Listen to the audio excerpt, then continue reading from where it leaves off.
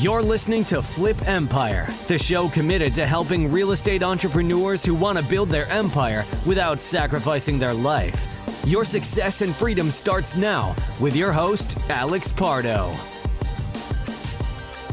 What is going on, Flip Empire community? I feel so privileged to continue to be able to host this show selfishly because I get to connect with some of the sharpest, brightest, and coolest people in the industry. And lately, I have made more of a concerted effort, and I think I've been more intentional to want to connect and bring you the voices of just empowering and unbelievable entrepreneurs who are women. There's so many men that dominate the real estate investing space, and yet I have learned so much from some incredible women. And my guest today on today's show is someone who we kind of met in a very interesting way. We were both at a funeral supporting a dear friend of ours who lost somebody very, very close to her. And we just happened to walk in together and sit next to each other. And I don't know if you guys have ever experienced this when you meet somebody and you feel an instant connection. And I don't mean like a romantic connection. I mean like you guys vibe, like there's a core value alignment, like the person emits just positive energy. And almost somebody who like you feel you've known for a number of years, although you've only met them for a couple of minutes. Well, that's exactly how I felt when I met Annie. And we've been reconnected through a mutual friend of ours who has also been on the podcast, Nathan Brooks. And I'm just super pumped, Annie, to have you on the podcast. It's interesting because when I interview people, usually I know them and I have like a pretty strong, deep relationship with them. And yet instantly meeting you and then just hearing such positive things about you and what you're doing in the entrepreneur community for women and for men. I did a lot of research on you and I came across a lot of your content. So usually I don't really come prepared with questions because I just want the conversation to be free flowing or organic. But I have to admit that in this particular episode, I probably have a couple of questions planned for you that you have no idea what I'm going to ask you about. But I'm just super grateful to have you on the podcast. Thanks for being on. Thank you so much for having me. I say, bring on the questions. I'm ready. Yep. I love it. And thank you for giving me a little bit of grace that I'm losing my voice. So I will fight through this and we'll have a good time. And again, the people listening to this is what this show is all about. And you're the type of person that I want to bring to the audience because of your heart for giving and because of the valuable content that you put out. So with that being said, I want to start this interview probably very differently than I've done most. And I want to start with something I heard you say from a stage. So I'm going to go ahead and read the quote so I don't butcher it. And then I'm going to follow it up with a question. Love it. You said, everything has to be in alignment with our truth in order for us to take action. The problem is, what if that truth is actually a lie? You also said that all lies stem from trauma. So in all your years of working with entrepreneurs, working with Navy SEALs, working with men and women, what are some of the common lies that you have seen entrepreneurs choose to believe that don't really serve them? Oh gosh, this is the perfect question, Alex. I've seen actually, there are probably 4 top lies that I see that entrepreneurs fall into very, very often. The first lie has to do with believing that I have to do everything on my own, right? Like I have to shoulder the burden of this business, whether it's a real estate business or another business, on my own, and that everything falls back onto me. That's different than ownership, right? That's a lie telling you that you're the only one who is responsible for everything around you in that business space. Yeah. So that's one of the lies. And you know what? I'm going to pull up to make sure that I actually share all the lies because I don't have them all memorized since that'd be the lies of all these entrepreneurs for so many years. It's just nice to have something to reference. So give me one. For sure. And while you're doing that, the reason I wanted to start today's podcast episode with this particular question is because we all have stories that come from our childhood, that come from our past, that either serve us and empower us or disempower us and hold us back. No matter how much personal development work you do, and I'm somebody who's done a lot of personal development work, and I know from just the time we've spent together in some of our conversations, obviously you've invested a lot in yourself, and you've not only do you get coached, but you coach others. We still, even with all that, sometimes we still have stories that don't serve us that might be conscious or subconscious. And so anybody listening, I think, is going to be able to relate. So that's the reason I wanted to start with the podcast with that question. I love it. So I've got the lies right here. So I'm happy to walk through each one of them just to give people a concept of, here are the top 4 lies that almost all entrepreneurs fight against in their lives and in their business journey. Okay. So first one is productivity is essential for success. So we get stuck in this concept that if we're not being productive at all moments of the day, that we won't be successful. Yeah. And the reality there, as you know, as you've grown as a business individual, is that much of the growth of a business actually comes from rest and from having those moments to really think through, what do I want to do with my strategy? What do I want to do with anything I'm manifesting? So what's interesting about productivity, when you think about it and you think it's essential for success, there's going to be behavior that you get stuck in that supports that lie. Yeah. And then you're going to create a negative future from that behavior, which is basically a lack of connection with the people around you that you care most about. So when you get stuck in that lie as an entrepreneur, that productivity is essential for success, one of the biggest negative repercussions of that lie is that you start focusing more on the work than on the connection you have with your family. Yeah. We've all seen that with different, entrepreneurs as they reach different levels of success. Absolutely. Absolutely. And that's actually, you and I, we connected on a call a couple of weeks ago, and I was kind of sharing with you some of the things that we do with Ascend. And that's something I could tell we instantly connected on, because we see so many people sacrifice the things that they say are most important to them in an effort to try to achieve more money or wealth or a bigger business. But yet the very reason they do that is causing suffering and pain in the most important areas of their life. So I'm happy to hear you kind of say that and elaborate in a different way. Well, I'm glad that you do what you do with Ascend, because if you weren't doing that work, people wouldn't be able to get themselves out of this lie. So thank you for that. That's incredible from my perspective. So that's lie number 1. Lie number 2 was the first one I mentioned. It all falls on me. So carrying the weight or the burden of everything. And that usually creates a negative future where you're like, oh, I'm just going to do it all myself then. And normally that means you're not going to be very good at delegating, which, as we know, if you want to build a business, you have to be extremely effective at delegating. Let me just grab a little bit of water quick. Yeah, you're good. Yeah, no, 100%. And that this is an area where so many entrepreneurs struggle. They're a one man or a one woman show, and yet they haven't really figured out how to effectively lead and how to effectively delegate. And yet they wonder why they don't grow and experience the success they want. Correct. So this is a really big one. And the negative environment that's then created for these people is that they're overwhelmed by their daily obligations, not delegating effectively, and they're usually exhausted by all the commitments that they're making, all the things they're saying yes to that they can't actually complete on. Yeah. So that's definitely a big lie. The other lie that, when I say this, most people aren't very happy when I mention this one, but it's this concept of suffering or grinding being absolutely essential as your fuel. You're hitting a nerve, because we are, as you know, we're in a grind culture, right? Like grinding is glorified, and anyway, go ahead, go for it. Well, when you get stuck in this, right, where you use the suffering or the grinding as your fuel, it becomes a negative fuel. And that means that you're going to create a negative future for yourself where you're always at capacity. There's no extra left over at the end of the day.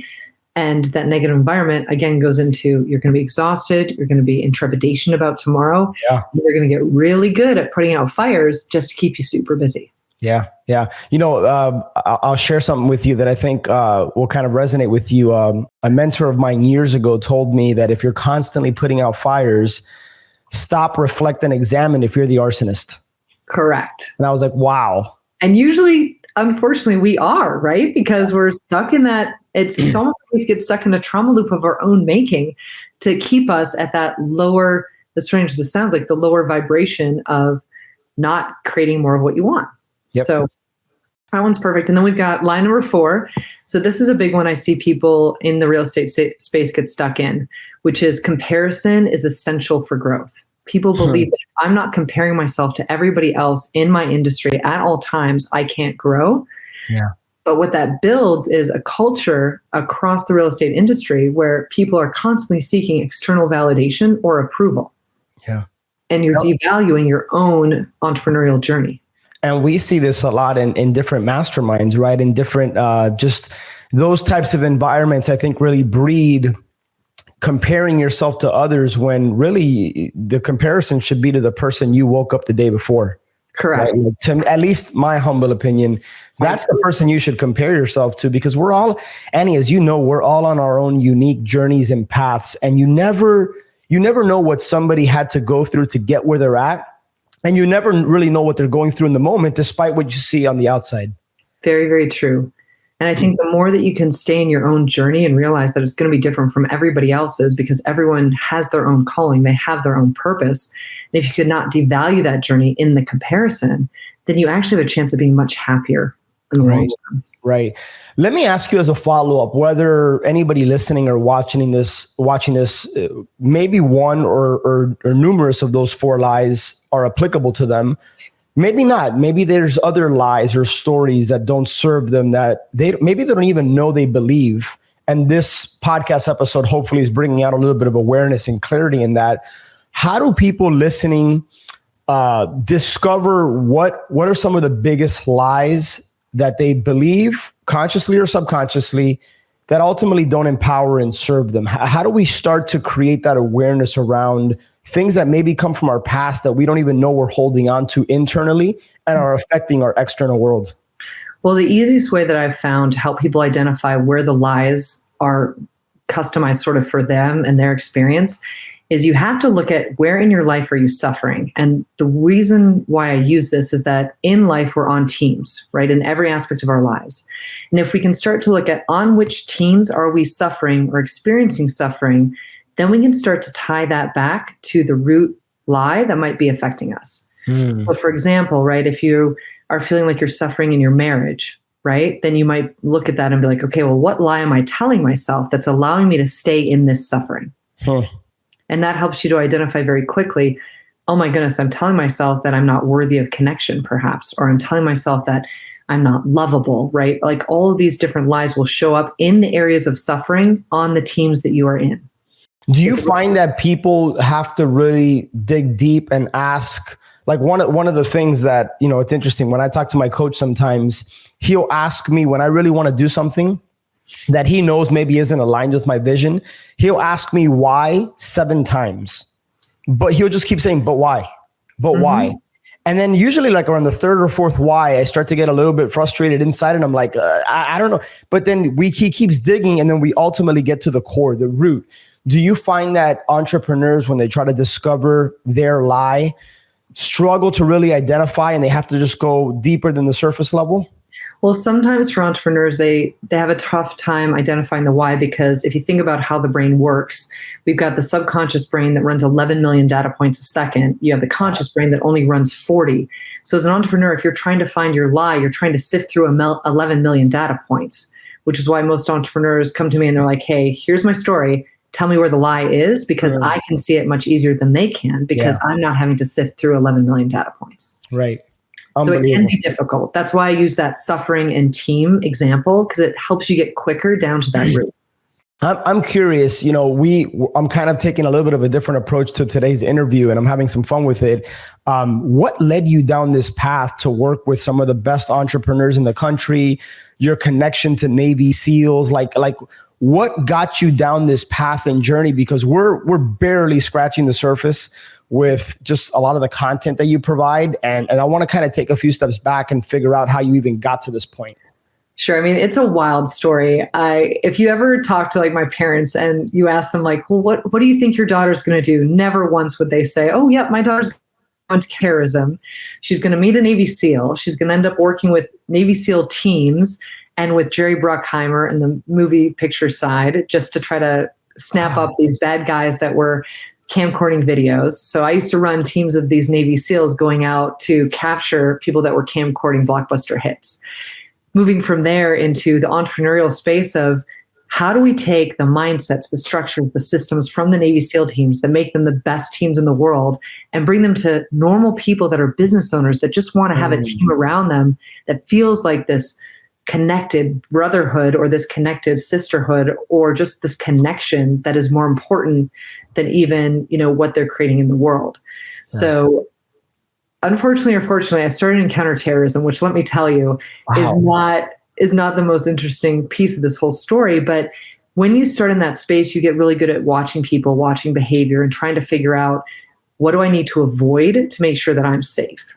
And then working with my ex-husband, who is also my business partner, he had 15 years of going through pretty massive PTSD after the Navy SEAL teams, not because of what he experienced in the SEAL teams, but what he experienced in the trauma of getting injured and having to be in a perceived loss of control situation in the hospital where there was nothing he could do. Wow. So I spent about 15 years and helping him through 17 surgeries to figure out what is the concept of trauma and how can we as a society provide trauma support or neurochemical changes for somebody who's gone through trauma to help them to be more of who they are and step more into their calling. So it took 15 years of, working with my spouse through all of these different things that he was experiencing to develop the formula for how to do this in an easy, fun, connected way so that it wouldn't feel as heavy. I'd be remiss if I didn't kind of ask you a follow-up to that, but what can you talk a little bit about that formula? And I realize it might be challenging to kind of outline on a relatively short podcast, but like what is the formula and how can people adopt and implement it in their life regardless of the trauma they're experiencing? Yeah, I can tell you really like the perfect formula if people can do this, and everyone can. So when trauma hits you, it hits you in 4 different areas of your life. So it's going to hit you on the mental side. It's going to hit you on the emotional. It's going to hit you on the body. So it's going to be held in your body. And then it's going to hit you neurochemically. And so for anyone who wants to really go after their trauma, typically you want to go after it on the mental side, the emotional side, the neurochemical side, and within the body. Okay. There are a lot of great books out there. Like if you want to go after it for your body, you're going to want to read The Body Keeps the Score. And then you will want to find people to help you, like somatic bodywork practitioners, EMDR therapists. If you have neurochemical issues, which everybody does who has trauma, the neurochemical side can be enhanced by calming your nervous system, which is something that the company BioNTech does. So that's an asset there, which just calms your system enough that you can get out of fight or flight, which is what is triggered by the trauma. So you can start making decisions from a better neurochemical place where you have more oxytocin, more serotonin. Yeah. And then on the mental and the emotional side, that's where you typically would find a coach that specializes in, trauma freedom or trauma resolving. And then you can break through the ceiling of revenue that you've restricted yourself to and the size of the team you've restricted yourself to because of the trauma that you never resolved. Got it. If you cover those 4 things, you're in pretty good shape. As an aside, and maybe this is kind of an interesting segue to my next question, but I'm naturally, like, one of the things I've discovered about myself over the years of just being an entrepreneur is that I'm bad at a lot of things and I'm good at a few. And one of those things is just, I naturally seek to connect people. So just kind of as a quick pivot to the podcast, somebody who I recently interviewed, Betsy Guerra, another just incredible woman entrepreneur. I got to connect you guys because my gut tells me there's synergies between you guys. So I'm going to get you connected after the podcast. But one of the things that I heard you say, you actually used the word 3 times. You used the word connection twice and you used the word connected a third time. In previous episodes, I've said that transparency and vulnerability is like the new currency. It is. I also heard you say from stage, you talked about the connection formula, which is connection equals authenticity plus vulnerability plus trust. And I'm like, I knew I vibed with Annie on so many different levels because I've been saying authenticity and vulnerability is going to set you free. And like, that's the new currency. Elaborate on that connection formula that I just talked about. So remember when we talked about those lies earlier on? One of the things that I use the connection formula for is to build a new truth, right? Because if we want to move out of the suffering and the trauma, we have to have new truths that are real, that we can live with, that create more ease. So when I talked about productivity and I said that if you think that staying busy is essential for your success, that actually violates the rule of connection. Right? So if you're in extreme productivity, then you actually are disconnected from yourself, from people around you, from your calling, from your goals. So that's where I use this rule of connection or the formula for connection to remind people that if you can stay in connection, connection is actually the only currency that matters. So if you're staying in that place of authenticity, vulnerability, and trust, then productivity will actually increase dramatically, but in different ways than you could imagine. Yeah. Yeah. I truly believe that the quality of our lives oftentimes can be determined by the quality of our relationships. 100%. So you and I are people that seek to connect, and we seek to have meaningful relationships with the right people. It's not necessarily about the quantity of relationships, but I think for you and I, it's more about the quality of the relationships, which is, again, one of the reasons I think we really connected. How can people listening to this start enhancing the right relationships in their lives? Or maybe even if they don't have the right people around them, how do you advise they seek to figure out who are the people that they really need to spend time focusing on building meaningful relationship with? I think that building meaningful relationships really goes back to knowing who you are at your core and what values are important for you, because if you know who you are, then it's a lot easier to attract the right people to you. And one of the ways that I found that's easiest to do that is to join a mastermind that feels like it syncs up that energy component and that connection component. Because you might not always vibe with everybody in the mastermind, but if you make sure that the values that you hold to are connected within that mastermind and the people there are of the same value set and of the same desire for connection, then you have a win-win on both sides. So I've always been a fan of that, finding the right mastermind that really connects deeply with me personally, and then playing out my values within that mastermind. Yeah, that's huge. If I had to ask you, and I don't know if you've ever been asked this, but what are some of the meaningful relationships that you've had in your life that have shaped you to be the woman you are? Like, just all the different aspects of your life, Annie, like, who are some of the people that have poured into you, and what is it about those relationships that have led you to a place of growth in the different areas of your life? Well, I think, and I know this might sound strange to some people, but for me, my ex-husband, who I went through 15 years of all this learning with, he's really been, I would call him like a healer in my life, because he was so different from me that it was a constant awareness of, is this me? Is this not me? Yeah. Is this me or is this not me? And so we did a lot of healing together, which I would not be the person I am today if I did not have his brilliant way of thinking as a big part of how I now think and work. So for sure, Larry was a big part of my evolution.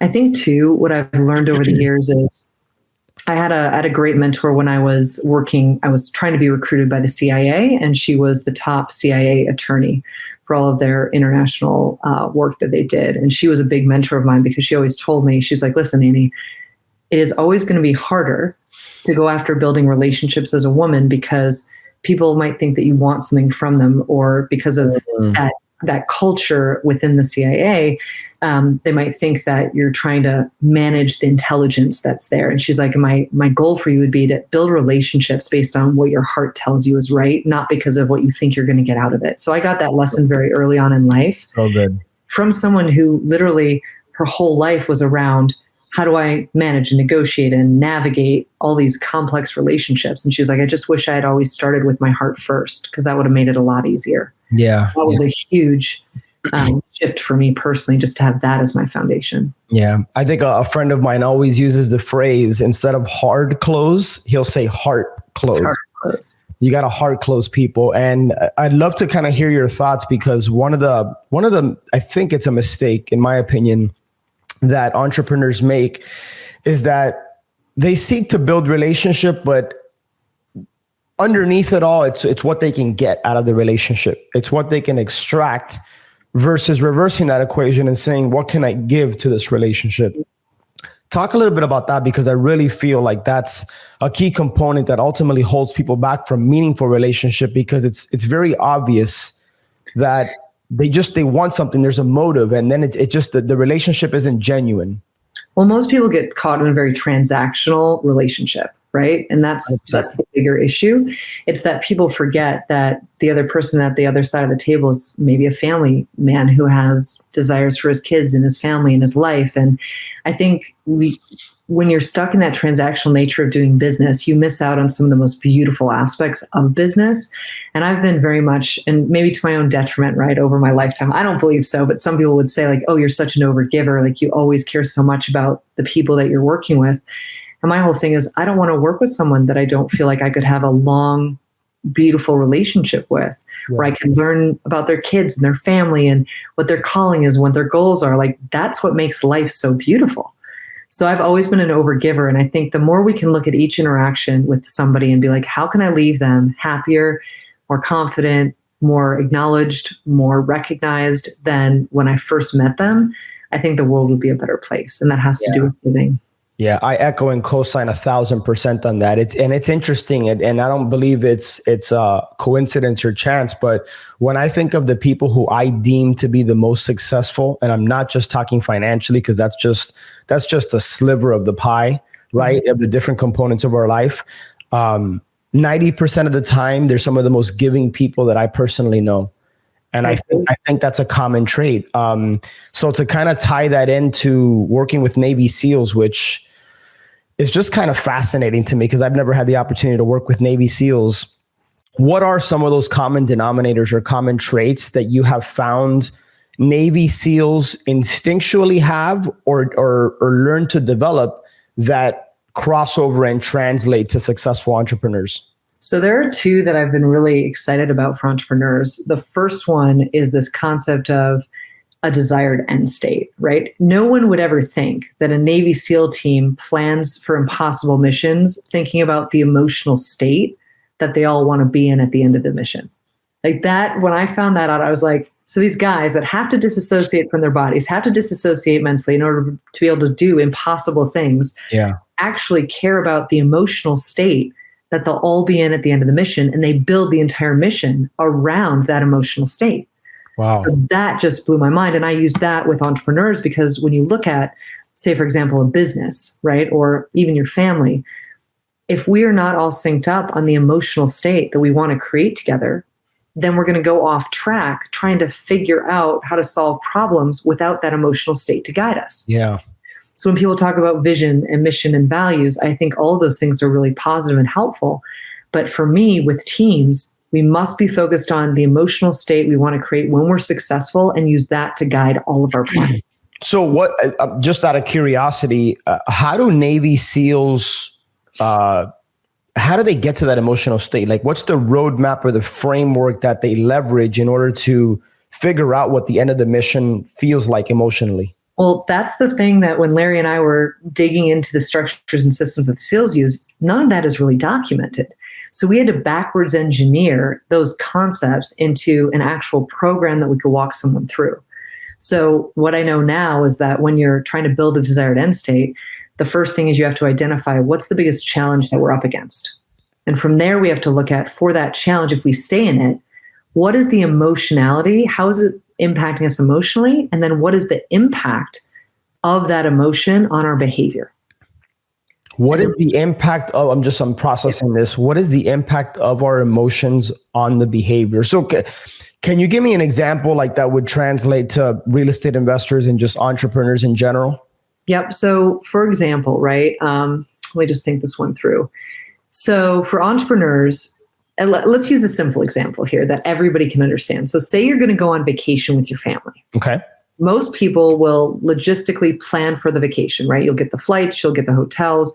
You'll be like, oh, we have a general idea of where we want to go eat, right?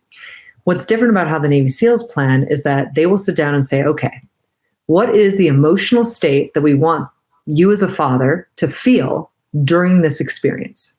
And you might say, well, I want to feel super connected to my family. I want to make sure that I have some time for myself so I can have some downtime. And I also want to make sure I have some romantic moments with my spouse, right? Okay. Then we're going to look at your spouse and we're going to say, okay, what is it that you most want to create emotionally so that you can feel maybe connected or loved or whatever it might be? What is it that you want to create? And she might say, well, I want some time for myself. I want to make sure I'm connected with Alex. I want to make sure I'm connected with my kiddos. And then we look at the family unit. What would serve the family unit emotionally? What do we want the family unit to feel when they're in this experience? And then we'd go a step deeper and say, okay, what as a couple do we want to feel to increase the romanticism or the connection that we have? Yeah. So we're looking at all four levels of what needs to be created emotionally so that that entire experience can be more intentional. Is there a process, and that really helps crystallize it for me? And really the word that comes to mind for me is intentionality. And this is something that, when you talk about going these 4 levels deep, I'm guessing probably very few people actually take the time to do that, right? Very few people do, but when they do, it's dramatic, the improvement in their life. Yeah. So does that look like just having a conversation with your spouse or significant other, having a conversation with the kids, having a conversation as a family unit, and then individually verbalizing and sharing like what that looks like? What's that emotional state they'd like to have? Yep. It's sharing what's the emotional state that each person would like to feel, and then planning for how do we make sure that every person, in this team or on this family can feel those things through the behavior or the actions they get to take. So interesting. It's so profound and it's so beautiful. I think of all the entrepreneurs that I've worked with, most of the husbands will tell me like, this was a game changer. Now we're not just going on vacation and feeling like the vacation runs us. We have separate time set aside for each one of us to get something beautiful out of that vacation. So as a family unit, we feel even more connected. This is why I love Annie just podcast and like, I'm so grateful for the abundant world we live in with just YouTube resources and podcasts. And then me being able to like ask questions. Cause like that is one thing for sure, in addition to a few others, but one thing for sure I'm going to take away from this, cause we love to travel, but I don't think I've ever put a level of intentionality behind, hey, I just want to create memories with my family. I want to have fun. I want to recharge the batteries. I want to disconnect from business and create moments. And I think there's a level of intentionality there, but what you're talking about is going 2-3 steps deeper. Correct. It's like that why. When your mentor is asking why? Right. I'm doing the same thing, but I'm doing it with every person in your family to make sure that they are synced up to this greater why of building memories. But we have specific behaviors and actions and experiences that are woven into that bigger why. Is there a component of visualization? Like we listen to, I've learned a lot from somebody like Tony Robbins, and he talks about getting into an emotional state, right? Like motion creates emotion, and you hear all these things. And that's why if you go to one of his events, it feels like like a personal development rock concert, right? Like you're constantly moving, you're doing things to get into that state. What component does that play into this process that you're talking about now? Well, I think that the emotional state plays into almost every process in our lives, right? Because again, if you think about business, your emotional state is going to dictate the people that you attract, the business opportunities that show up for you, the team members that you attract. So if you're going to spend time on anything, spending time on elevating your emotional state is huge, whether it's through visualization. Typically visualization works, but you actually have to feel the change in the emotion. So I know there's a chart that gives you the different points of all the emotions and how you go from low vibration emotion to high vibration emotion. I can't remember the name of it in this moment, but looking that up and being able to very quickly learn, how do I create these different levels of emotion in my body so I can easily up level and activate my own emotional state is pretty huge. It's honestly, it's fascinating. Like our mind is so powerful, and I feel like we just tap into just a tiny percentage of what it can do. But when you have a certain level of knowledge, experience, and just awareness in general, and tapping into these levels, I mean, I think it could truly transform your life and business. It completely can. And then even, there's the levels after that where you go through all those emotional levels. And then from there, you can go into things like your higher self or your God self. I mean, there's so many beautiful layers of this emotional state work that you can do. Right. 100%. I love it. You mentioned the word feeling, which kind of leads me to one of the things I wanted to ask you about is you said success is not a goal or objective. It's a feeling. Elaborate on that, because I don't think I've ever quite heard that phrase that way. Success is not a goal or objective, which initially when I heard it, I had to like pause and I'm like, let me think through that. Success is not a goal or objective. I think to many listening, it's probably counterintuitive to hear that, but you're saying that's not the case. It's a feeling. Correct. So our whole lives, if you think about it in high school and college, we're taught that success is the goal that we strive for, right? And that was based on, the Industrial Revolution trying to build these workers that would just go into factories and work. So you've got this concept of, okay, if I'm going to be successful, I have to have a goal. Once I reach that goal, then I have to have another goal. What happens in that trajectory is that every time you reach a goal, you're very quickly moving on to the next goal. So there's very little feeling of success in that moment. That's why you have all these entrepreneurs that feel very unfulfilled because they've gone after huge success goals, but they don't allow themselves to feel the feeling of success when they attain the goal. So the way I talk about success is I say that yes, success is a feeling, but it's actually the feeling of creating an optimized daily environment that you sustain over time. Wow. So success is the feeling of creating an optimized daily environment that you sustain over time. Yeah. That requires us all to look at our environment and decide how would we optimize it perfectly so that we feel successful every single moment of the day. Yeah. You know, I'm curious your definition of success, but for me, success boils down to happiness. But I also feel successful, at least from a business perspective, when I feel like I'm making progress. Mm-hmm. It doesn't necessarily mean like, I'll give you an example. Right? Yeah, like next week, I'm closing on another storage facility that I've been working on since July. Right? I mean, it's been a long time in the making, and I've made a lot of progress in the last week as far as all the moving components and lining things up for this closing. And I feel just as successful today. And I haven't even closed on this thing, but because I've made progress, I'm feeling happiness, joy, and success in this area of my life. So one of the things I really want to share with people listening, and then Annie, feel free to elaborate or just add to this, is I think the definition of success that people have for themselves, either number one, they haven't taken the time to really think what does success mean for them. But number two, oftentimes success is tied to the external, when I think success has to be determined internally first. You know, and sometimes people create a definition for success that either isn't sustainable or doesn't serve them because it relies or is contingent on something in the external world, whether it's a person, whether it's something happening. And I think that's just a recipe for failure. I would agree 100%. I mean, anytime that we give purpose to something external to ourselves, we're then at the almost reaction of the world. Yeah. But every time we create our own purpose and we create our own measure of success internally, then we have something that works for us, that values our own journey and doesn't allow us to get sidetracked. So I think you're dead on with everything you said. Yeah, awesome. I think the dog agrees with us too, by the way. I know, right? I was like, I love it. Annie, we could go on forever, and my gut tells me that we're going to continue to build an awesome relationship, and hopefully we can get you back on the podcast. Again, I feel like hopefully we haven't done people a disservice, because I genuinely feel like we're just scratching the surface with all these different things we can discuss. And there's so much that you provide for people. Where's the best place for people to either connect with you, to learn more about, you know, just the different things that you have going on? And then I'd love to give you an opportunity to share specifically what you're doing for women who are also entrepreneurs.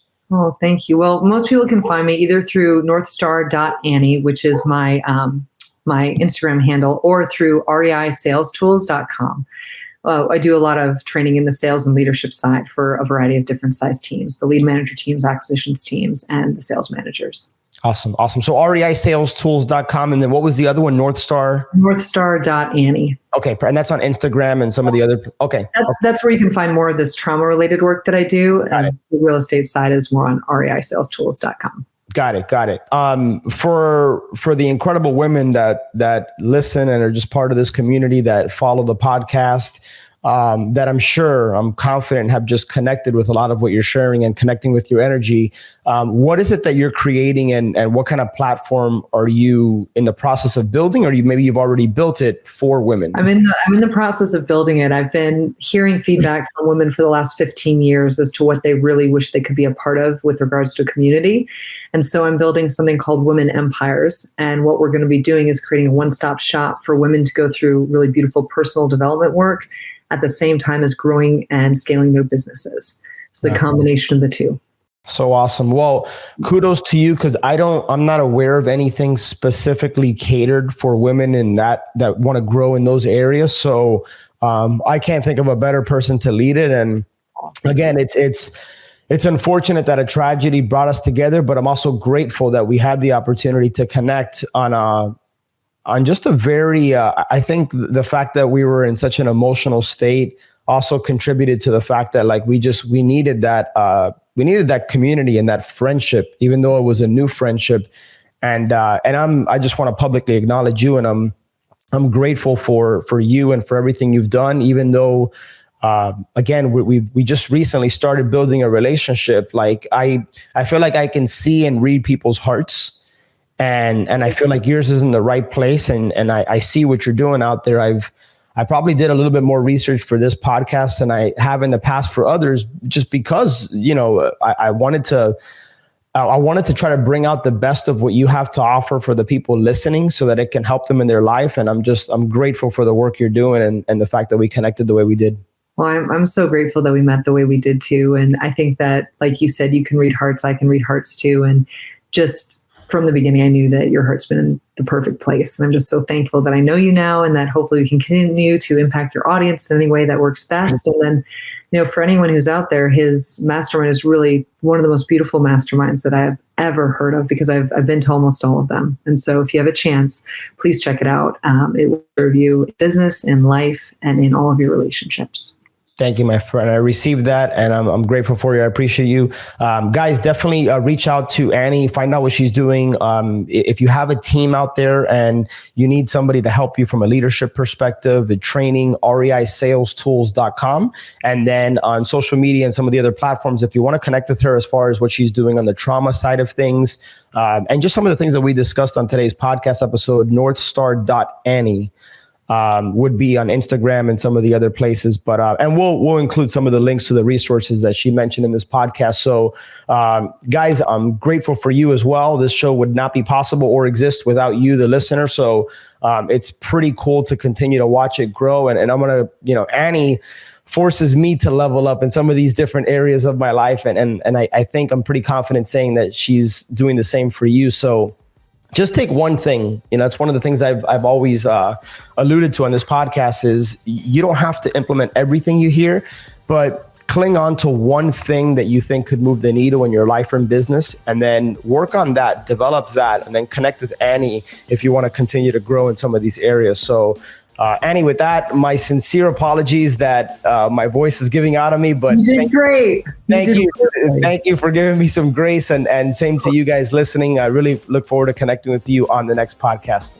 Have an incredible day, guys. Thank you so much, Alex.